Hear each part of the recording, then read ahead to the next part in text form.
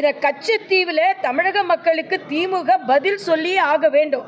கச்சத்தீவை கொடுத்தது திராவிட முன்னேற்ற கழகம், அதை தாரை வார்த்தது திராவிட முன்னேற்ற கழகம். தங்கள் மீது உள்ள ஊழல் குற்றச்சாட்டுகளை எந்த விதத்திலும் திசை திருப்புவதற்காக கொடுக்கப்பட்டது. அது மட்டுமல்ல, அவர்கள் வழக்காடு மன்றங்களிலேயே இந்த கச்சத்தீவு என்பது இந்தியாவின் பகுதி அல்ல என்பதை திராவிட முன்னேற்ற கழக அரசு சொல்லி இருக்கிறது. மரியாதைக்குரிய கலைஞர் அவர்களுக்கு தெரிந்துதான் இதெல்லாம் நடந்திருக்கிறது.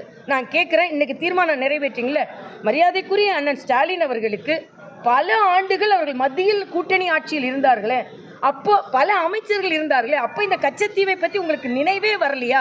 ஆக கச்சத்தீவாக இருந்தாலும் சரி, நீட் பிரச்சனையாக இருந்தாலும் சரி, இருமொழி கொள்கையாக இருந்தாலும் சரி, தொகுதி வரையறையாக இருந்தாலும் சரி, எல்லாமே நாடகம் ஆடிக்கொண்டிருக்கிறார் ஸ்டாலின் அவர்கள்.